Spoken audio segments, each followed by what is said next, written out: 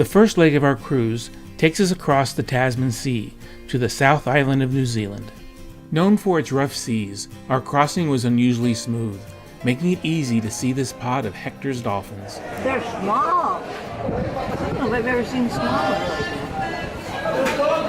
that. We're heading toward Milford Sound in Fiordland National Park on the south coast of New Zealand's South Island.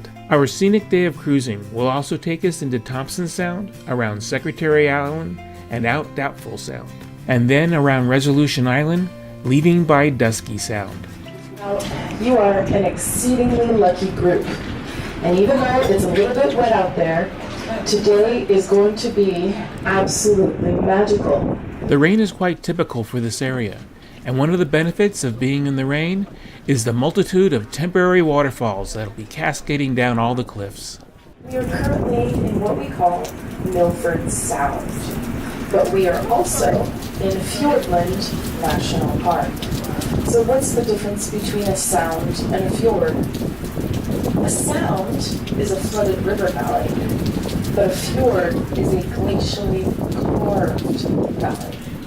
So technically, we will be visiting fjords the entire day.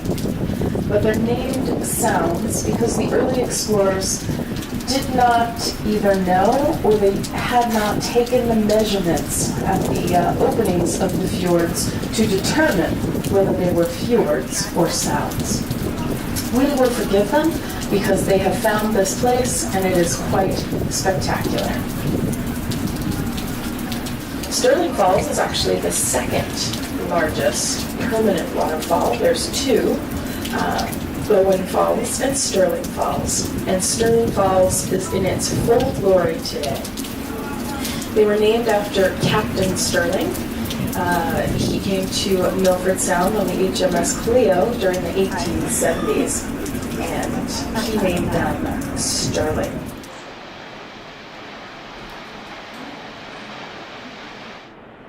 Our stop in Milford Sound is short, just enough time to let off a few passengers for an overnight land tour. But it gives us a good chance to see the second permanent waterfall of the area, Lady Bowen Falls.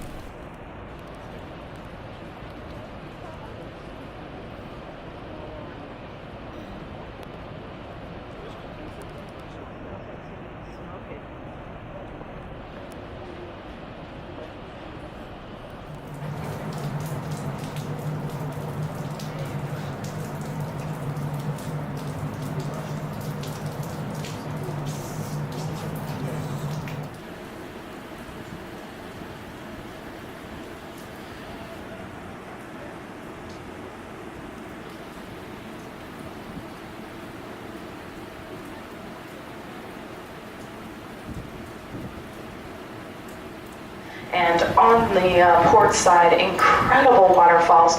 These are all temporary waterfalls on the port side, gushing thousands of gallons of water into the beautiful Milford Sound.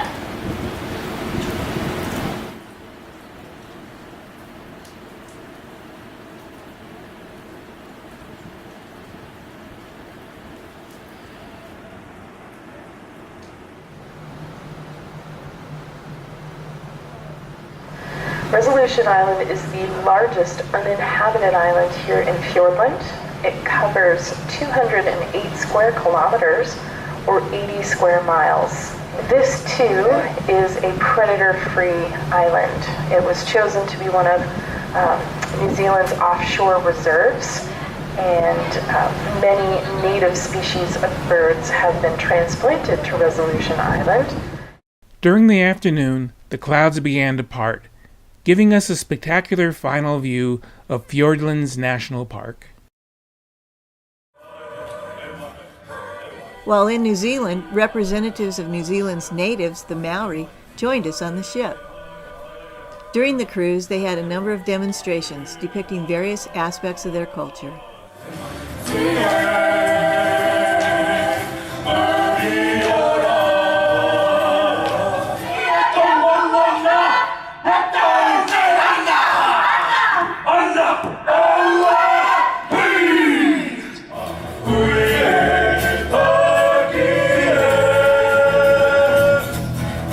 Oh!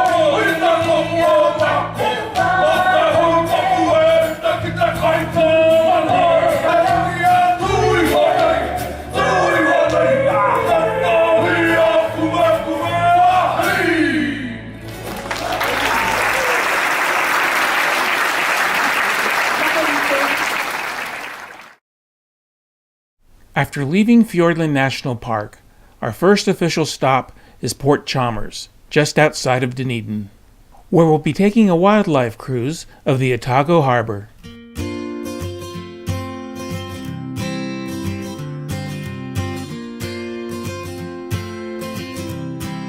Well, there's a little pup. Look, little pup. So a year-old pup. Now these year-old pups are just being pushed out by their mothers because they're about to give birth to the pup they are currently carrying. So these little pups have been suckled for the past 10, 11 months. Now they're having to fend for themselves. So it is known now as the Otago shag. Their nests are particularly interesting. They start off by building a nest out of seaweed. They line it with grass, but because they spend long periods sitting on it, the poop basically cements it all together. So they refer to those as chimney pot nest stacks.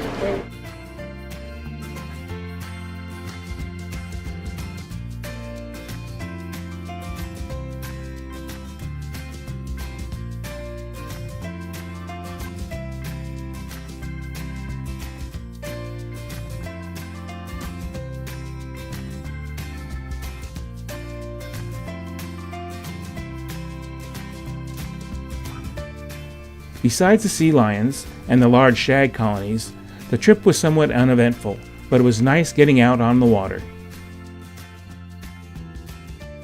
The last part of our tour took us on a scenic drive through the countryside, ending in the town of Dunedin, where we had a hot salami and cheese sandwich at a deli called Marbeck.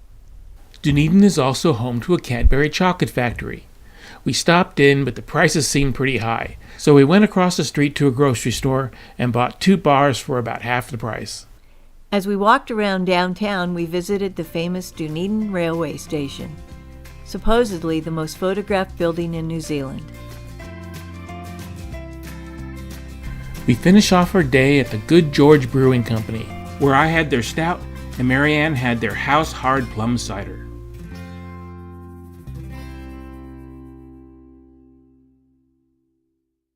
Today we're heading toward Akaroa, outside of Christchurch. New Zealand has a tremendous amount of earthquakes, and between 150 and 200 of them are big enough to be felt every year. And the Christchurch area was hit by 2 large earthquakes within 5 months of each other back in 2010 and 2011. This caused severe damage and closed the port to cruise ships. We're planning on visiting Christchurch today, but first we have some time in Akaroa. The weather forecast calls for rain all day. That, along with the foggy windows on the bus, make a rather disappointing 2-hour ride into Christchurch. With the soggy weather, we were dropped off at the Canterbury Museum, where we spent an hour or so looking through the exhibits. This is the elusive kiwi, New Zealand's namesake. It's a nocturnal bird that lives in burrows in the ground, and it lays the largest egg for a bird its size, up to 1/4 of its weight. The incubation for the kiwi egg is also quite long, up to 70 days, and for the brown kiwi, it's the male that sits on the egg. Next, we were dropped off to find lunch at the Container Mall. These were shops that were made from shipping containers after the earthquakes. Dodging the rain, we found a hot dog stand and quickly scarfed down lunch. Overall, we didn't really get to see much of Christchurch. The rain let up a little, just in time for us to get a view of Akaroa Harbor as we headed back to the ship. Our last stop on New Zealand's South Island is in the Milford Sounds and the town of Picton.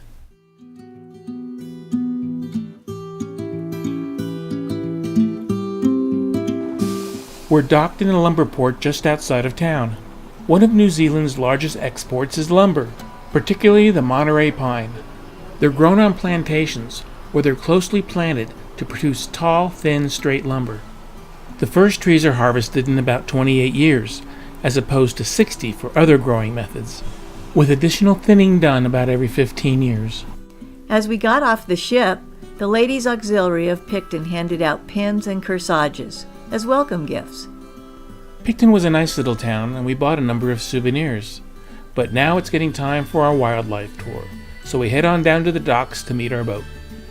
We'll be traveling through Queen Charlotte Sound to the sanctuary island of Motuarua. There's a number of these sanctuary areas throughout New Zealand, where the introduced species have been removed, so the native birds and wildlife can be protected.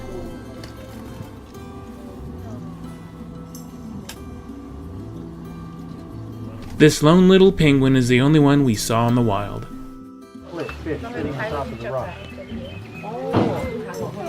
Two of them. What is this bird? Weka. Right. What are they, rails, are they? They're a rail, and I'm holding onto a rail as well. Oh, you got a big camera?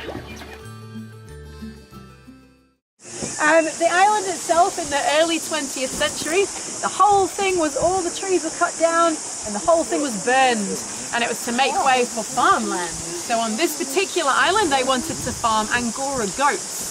And it didn't work, and it's because the only freshwater source is basically like a little muddy puddle, and when we get there, I'm sure that you'll laugh. It's absolutely ridiculous. So farming, it stopped, so they didn't do it anymore, and about 80 years ago, the land was actually gifted back to the Crown as a scenic and historic reserve. This is the island where Captain James Cook came in 1770, and he planted the Union Jack flag, and he claimed the South Island under the sovereignty of the UK. So quite a historic and interesting spot. If you come with me up to the top, you'll be able to see that point as well where he planted that flag. But since those 80 years, the whole thing has just grown back beautifully, and we've introduced some really cool bird species I was telling you a little bit about. The koru, the unfurled frond of a fern, is an important symbol in the Maori culture, representing new life, growth, strength, and peace. That and the silver fern are national symbols seen throughout the island. They'll have the little emblem of the silver fern on the rugby shirts. But there's lots of silver fern on the island. I think there's about 194 species of fern in New Zealand. And for a temperate country, it's the most ferns, the most diverse number of ferns. Which is really interesting. If you look on the other side of the path, you'll see heaps and heaps of different species. New Zealanders have declared war on the possum. Since its introduction, it has spread very quickly throughout the islands, decimating the local population, including the kiwi. To help increase the kiwi numbers, eggs are taken from wild breeding pairs. Then the chicks are brought to one of these sanctuary areas that are free from predators. Once they're old enough, they're returned back to the wild. As we climbed higher onto the island, we got some spectacular views of Queen Charlotte Sound.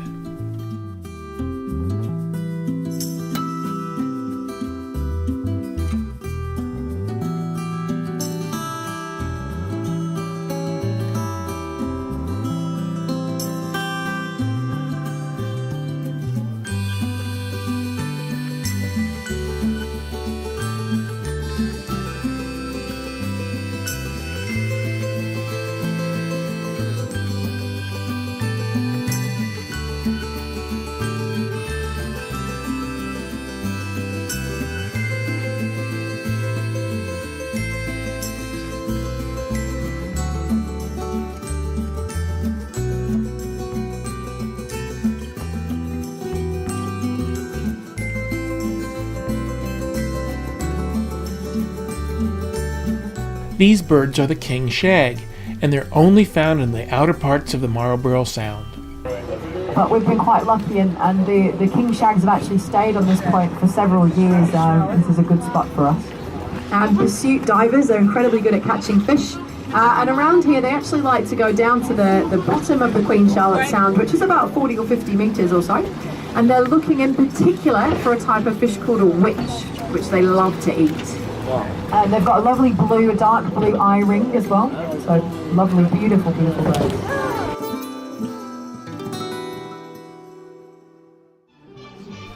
With swing music playing in the streets, we wait for our bus as we say goodbye to Picton and New Zealand's South Island. Don't sit on the apple tree with anyone else but me.